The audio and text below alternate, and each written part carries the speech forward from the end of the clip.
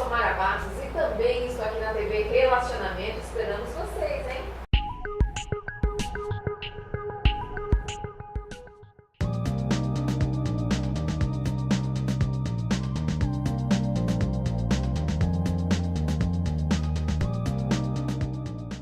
Olá, internautas!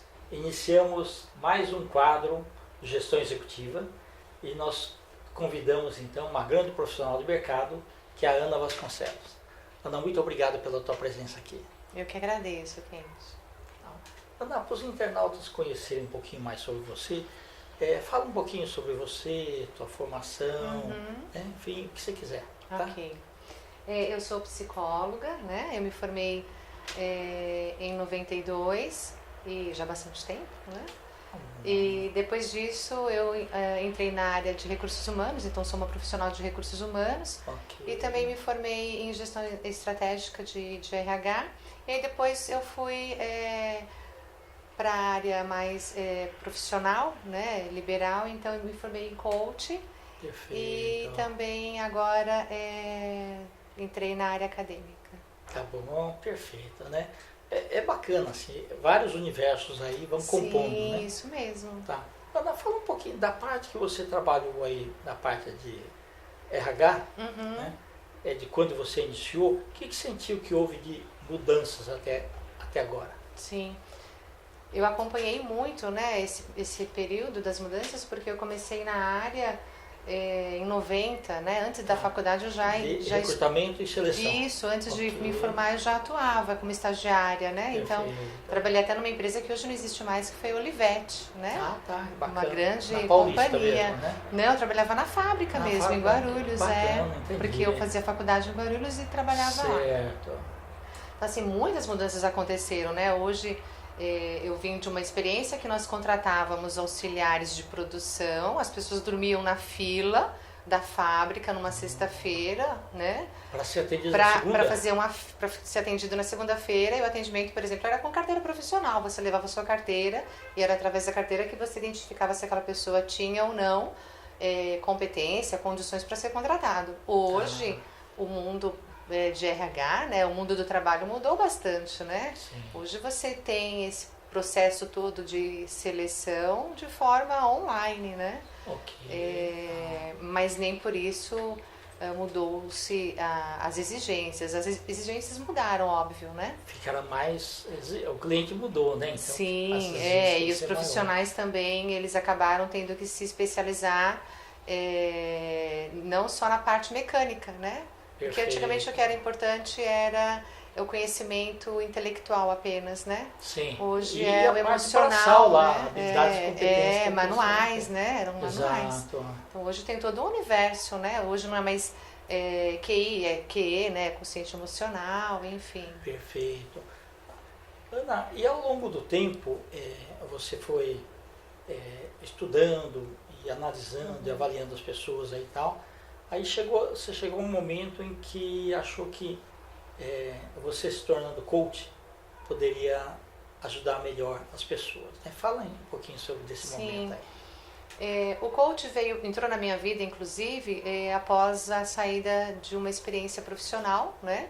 Numa empresa onde eu decidi que eu ia continuar ajudando as pessoas, porque essa sempre foi minha missão de vida, continuar ajudando as pessoas, mas de uma forma com o meu formato, né? E o coach me possibilitou ter esse trabalho, né? Meio que solitário no início, né? Sim. De atender Mas as saiu pessoas. daquele ambiente quadradinho, né? Do ambiente... Que era, assim, regras dos requisitos do cargo, né? Com a pessoa e tudo mais. Exatamente, né? Sair do ambiente empresarial para ir num ambiente que tivesse a minha cara, que tivesse os meus valores, né? E aí teu espírito empreendedor falou Exatamente, mais forte. Bacana. É quando você começa, você precisa avaliar se você tem esse espírito empreendedor. Se você não tem, você tem que buscar, né? Então, exatamente, eu fui fazer cursos, né? Eu fui me qualificar como empreendedora para poder atuar sozinha, né? E o coaching foi foi o caminho que eu encontrei para ajudar as pessoas, né? Hoje eu não atendo só pessoas, eu atendo também empresas, e não somente com o coaching, mas com toda a minha bagagem de recursos humanos como consultora de RH. Mas o coaching tem sido aí o meu carro-chefe. né? Que bacana. Então você passou por aquela fase que veio o Código de Defesa do Consumidor, e o mundo foi mudando, e você nota que também as pessoas foram mudando, né? Sim. O jeito, não só o jeitão de procurar, mas aqui, o mal do século, que é a ansiedade, né? E todas as pessoas que vêm te procurar, você atuando com outros profissionais, você nota, né? A ansiedade das pessoas. Sim, e é tão interessante que as pessoas estão tão ansiosas por ter coisas, né? Por ter mais formação, ter mais conhecimento, e acho que esquecem um pouco do ser, né? E com isso esquecem de observar para dentro de si mesmas e olharem para esse interior e descobrirem quem eu sou, o que eu quero, qual que é meu propósito de vida, né? Que caminho que eu tenho que traçar. Então as pessoas estão com um gap muito grande em relação a si mesmas. Ok. Eu percebo muito isso em todos os cenários que eu atuo. E a forma de pensar também é diferente. Você me fez lembrar aí, tem uma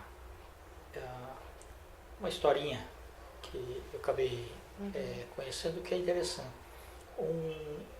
Uma pessoa, ela gostava muito do escritor, considerava ele um grande sábio.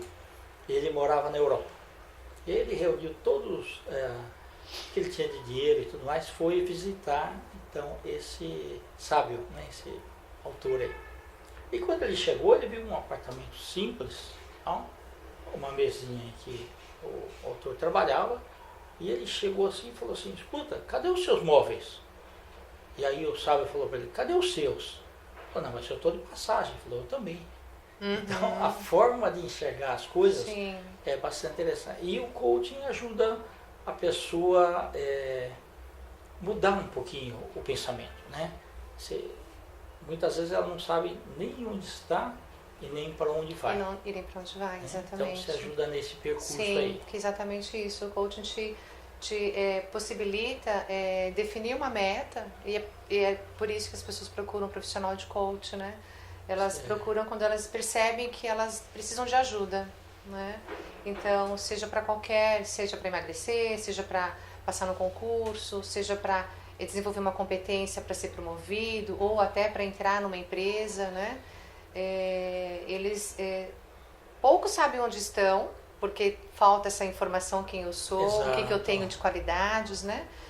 Mas eles às vezes sabem para onde querem ir, mas não sabem o que eles têm que fazer para chegar lá. Essa bagagem, né, que você citou, né? Sim. E esquece um pouco do propósito, que a gente está aqui meio que de passagem também, né? Exatamente. Então é muito interessante, eu vejo isso, por exemplo, na faculdade as pessoas demoram tanto para conseguir entrar na faculdade, e quando entram ficam cansadas de estudar, de ir para aula. Exato. E também tem um gap do seguinte: muitas vezes a gente tem um problema aqui de descobrir o que quer ser. Então, 16, 17 anos já tem que descobrir a profissão que vai levar para o resto da vida. E muitas vezes assim, o pai é médico, a mãe é médica, aí vou fazer medicina também. E chega lá e não é aquilo que quer. Mas aí quer fazer vontade dos pais, tal. O pai é advogado, não sei o que lá, tal, e muitas coisas assim. Então essas dúvidas aí das pessoas aí, ela é muito constante. Sim. Então precisa muitas vezes de um profissional para levar aonde realmente seria o caminho. Sim. Né? Já que não fez um teste vocacional, já que não sabe nem muitas vezes o profissional, ele se forma, ele não sabe se ele é auditivo, se ele é sinestésico, né? Se ele é visual. Então vai ajudando ele nesse formato também. E tem um segmento de coaching que é o coaching vocacional, né? Que é uma das áreas que eu também atuo bastante, porque eu sou também orientadora, né? Eu nem me recordei de falar, eu sou orientadora profissional. E é um momento muito importante e decisivo na vida de uma pessoa, né? Escolher uma profissão. E as pessoas não conseguem escolher de forma adequada, né? Tem muita dificuldade, porque hoje tem muita oferta, né? Mas assim, quem sou eu? Não sei quem eu sou e o que eu gosto, o que eu escolho. O que meu pai faz, o que minha mãe faz, né? Porque aquele negócio das crenças e valores, né? Que são dos 6 aos 12 anos. Muitas vezes nessa época é muito marcante quando ela vê uma pessoa que ela espelha-se no sucesso e às vezes vai seguir aquilo. E muitas vezes não é. Então eu fico muito preocupado quando, por exemplo, é um ambiente mais hostil, por exemplo, tipo favela, em que o espelho é o traficante, né, o dono do morro e tudo mais. É meio complicado. Sim, porque né? é o cenário que ela vive, né? É o cenário que ela vive. Mas a gente também percebe que muitos adolescentes não se limitam a esse ambiente Sim. e buscam, né, fora outras oportunidades. E independente de onde seja, é importante isso, né? É se testar, pesquisar, né? Exato. Conhecer o que tem de oferta. E é o que eu acho que é mais importante do que olhar para fora, é olhar realmente para dentro. O que eu gosto, né? Porque na hora de escolher fica a dúvida, eu escolho algo que dá dinheiro, eu escolho alguma coisa por prazer. Exato. Né? As duas coisas são importantes, né? Sim. Então, assim, você consegue... Saber o momento. Você abriria a mão do que você gosta para ganhar dinheiro? É isso? Ok. Mas você tem que decidir o que você quer. Exato. Né? São escolhas. São as escolhas. Na verdade, assim, o que faz o resultado das nossas conquistas são as escolhas que a gente faz. Sim. Sim, e eu também acredito muito que se eu faço o que eu gosto, as chances de eu ser bem remunerado por isso, elas são bem maiores. Sim, porque eu vou fazer aquilo com prazer, né? Perfeito. Vamos falar um pouquinho também sobre terapia, que a gente tinha anotado aí quando a gente ia falar. Tá. Os internautas que estão nos assistindo, eu queria que você definisse a parte do coaching e da parte da terapia que pode ajudar as pessoas. O que mais diferencia um do outro, é claro que tem muita coisa que diferencia, né? Um profissional, um psicólogo pode ser um coach, o contrário não é verdade, né? Um coach não pode ser um terapeuta se ele não tiver ou uma formação em psicanálise ou uma formação em psicologia, né? Então eu não vou entrar nessa questão das formações, mas qual que é a diferença do processo, né? O coaching, ele é muito focado no presente e no futuro, né? Então, eu estou precisando de ajuda para isso, né? Para lá na frente, traçar um caminho, né? Tomar decisões. Então, eu vou procurar o coach. A terapia, ela olha para o passado, ela vê o presente e ela faz com que o indivíduo enxergue o futuro. O coaching, ele é imediatista, né? O profissional de coaching, ele vai dizer exatamente o que o outro precisa fazer, ele vai mostrar o caminho e ele vai junto. O terapeuta não, né? O terapeuta, ele vai dar condições para que aquela pessoa se perceba, se descubra e ela caminhe. E às vezes é muito mais demorado, né? Dependendo. Sim, né? Não tem tempo, a terapia não tem um tempo mínimo, né? Nem máximo, né? Até porque todos nós devemos fazer, né? Sim, exato. O coach não, ele tem um começo, meio e fim. O coach, ele termina no máximo em 3 meses. Você vai de 10 a 12 sessões, né? Por quê? Porque você tem que ter planejamento, tem que ver resultados, né? Então, é um acompanhamento, né? E a própria pessoa vai se cobrando para chegar onde ela quer. E nenhum dos dois, o profissional não faz nada sozinho, né? Tem que ter o querer, né? Mas, inclusive, tem pessoas que fazem coaching e fazem também terapia. Certo, né? ok. Aqui no Brasil ainda a gente vê muitas manifestações, mas lá fora, em países desenvolvidos, é muito comum você vai assim numa entrevista e tudo mais, falar quem é teu coach? Né? Então, olha que interessante, é né? interessante. Então tem a lista dos melhores coaches, né? Inclusive um deles que eu vou fazer o livro é o Bernard Hill. Ele é o coaching das estrelas. Então ele pega pessoas que estão fazendo teatro e consegue fazer elas ficarem famosas, mas é lógico que requisitos básicos, por exemplo, talento tem que ter, toda assim, habilidades e competências para a função. Sim. Né? Mas, por exemplo, uma das estrelas que ele pegou, que era novinha, que estava começando, é Cameron Diaz. Olha. E mais de uma centena transformou numa estrela, né? Pessoa transformando numa estrela. Então isso é bastante interessante, né? Quando isso ocorre. Então lá está muito desenvolvida essa parte. Né? As pessoas, por exemplo, que querem até ser bombeiros, querem ser assim, oficiais, ou marinha, o exército e tudo mais, elas têm um bom acompanhamento para falar, olha, você vai no Afeganistão, você vai encontrar isso de coisas.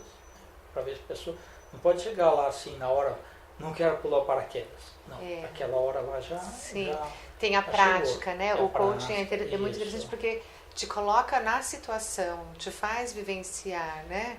Exato. Faz você experimentar para que você realmente coloque em prática, né, tudo aquilo que você quer desenvolver. Exatamente. Isso é importante. Ô, Ana, na tua vivência aí, o que você tem mais notado assim das pessoas? A gente falou aí da ansiedade, né? Uhum. Tem alguma outra? Acho que nós estamos passando um momento de crise no país e tal. Uhum. O que, na sua opinião, nesse momento, as pessoas mais têm vindo buscar uma ajuda aí de coaching ou terapia? Sim. Olha, muito em relação à recolocação, né? Por conta da quantidade de nome que a gente tem aí, né? De pessoas desempregadas com mais de 14 milhões. Então, o que mais me procuram hoje é orientação para recolocação. Eu quero me desenvolver profissionalmente. Então, o processo de coaching ele acaba envolvendo muito todas as etapas. Então, que competências que você tem, né? Que competências que você tem que desenvolver, você tem um currículo adequado, você procura de forma adequada, Sim. como é que você faz uma entrevista, Como né? se portar na como você se coloca, Tá. Mas de forma geral, se a gente não especificando o motivo, eu vejo muito falta de autoconhecimento, como nós falamos, né? Então falta de autoconhecimento e muita falta de autoestima, né? Certo. As pessoas, por não se conhecerem, também não se valorizam. E às vezes chega com aquela cara assim, eu estou precisando de emprego de qualquer jeito, tem contas a pagar, e não é por aí. Não. Então, chega já numa situação bastante fragilizada, Exato. né? Se sentindo desprestigiado, desfavorecido. Então, elas já iniciam uma entrevista praticamente já sendo reprovadas, porque você vai para uma entrevista sem energia, desacreditado, né? Não se conhece, não consegue falar sobre si mesmo, e quando fala já chega com respostas prontas, né? Então, falta bastante conhecimento de si e essa questão de se valorizar, né? Exatamente. Que as pessoas acham que ser humilde é o melhor, né? Ok, a gente precisa ser humilde sim, mas a gente precisa acreditar no nosso potencial. Numa entrevista de emprego, eu tenho falado com o pessoal que é como se fosse fazer um encontro para namorar.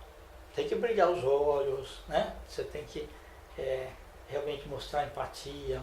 A pessoa do outro lado vai estudar você para falar, olha, vai dar certo, não vai dar certo. É um casamento, né? Entrar numa empresa é um casamento, né? Você precisa se preocupar com a sua apresentação, com o horário da entrevista, né? Pensar o que ele pode perguntar, ouvir, né?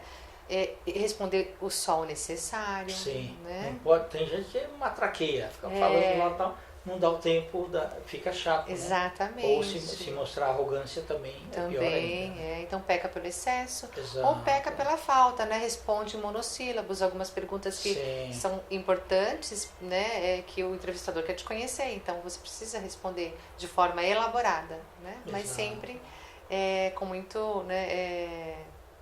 Dentro do que é esperado. Sem dúvida. E a gente não está dizendo que é para não ser a pessoa, né? Eu vou fazer uma entrevista, eu vou falar de mim, mas eu vou mentir. Não, né? Não, tem que ser autêntico, exatamente. E é verdade, né? O outro espera isso da pessoa, mas ele precisa ir preparado. Então a preparação é fundamental. Exato. E a preparação exige desde uma boa noite de sono, acordar bem antes, não chegar atrasado. Né? Se alimentar de forma adequada. Exatamente, A aparência, né? Muitas vezes e o que eu sempre falei para os alunos, principalmente esses que estão fazendo recolocação e tudo mais, eu falo assim, funcionário é dinheiro que a empresa põe para produzir mais dinheiro. Se for para empatar ou para perder, ela não vai contratar. Sim. Então, você tem que pensar assim, você tem que ajudar a empresa a fazê-la crescer. Não é para alguém vai te contratar por piedade, né? Para você ter uma mesa, um telefone e uso da internet. Uma empresa ela vai existe ter que- porque ela tem que ter resultados financeiros. Exatamente, né? E a pessoa tem que estar qualificada para Sim. isso daí, né? Isso mesmo. Bacana. É. E agora também você é professora universitária, né? O que você está achando dessa Sim. experiência? Né? Muito rica, né? Eu sempre quis, porque como eu venho de RH, então eu sempre Sim. estive em sala de aula ministrando treinamento. Certo. Mas é diferente, é engraçado. Porque agora você vê diferente. sonhos. Antes você via assim, necessidade de uma qualificação melhor, Sim. reposicionamento, mas agora você vê sonhos das pessoas. Né? Exatamente.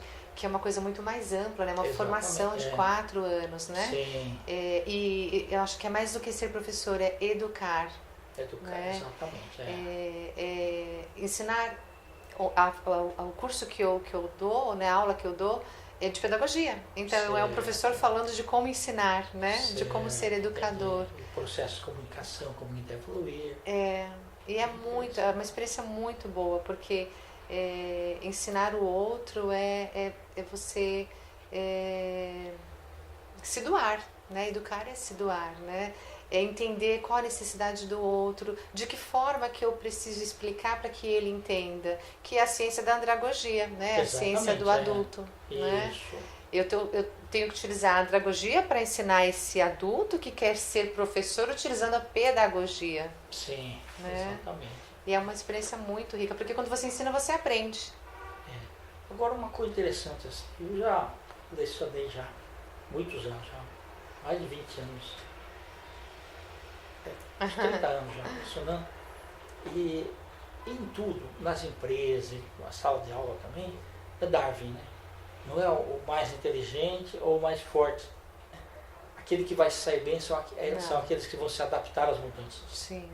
Né?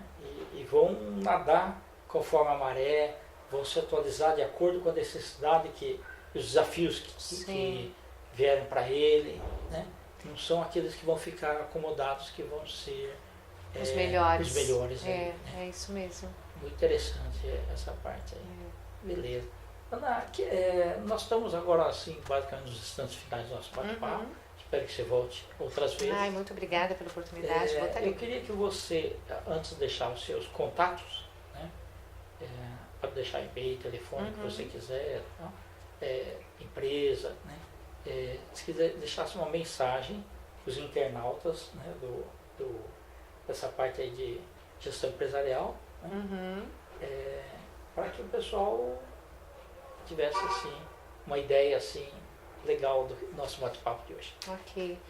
A mensagem que eu deixo é para que as pessoas realmente olhem para dentro de si, né? Identifiquem qual é o seu propósito de vida, né? Então, eu, Ana, tenho o seguinte propósito para a minha vida. De que forma que eu vou fazer isso? Né? Então, perseguir esse propósito, ter determinação, buscar, né, auxílio, né, fora também, se preparar para isso, né? E não desistir, ir atrás dos seus propósitos, né? Ser perseverante naquilo que você decide para sua vida. Perseverante, né? Resiliente, exatamente. Como você disse, né, o melhor aluno não será futuramente, não necessariamente, o melhor profissional. Perfeito. Se ele não utilizar todas essas competências, né? Exato. E o meu contato, você gostaria que eu passasse? Ou depois... Por favor, faça assim. O meu contato... o e-mail é contato@anavasconceloscoach.com.br.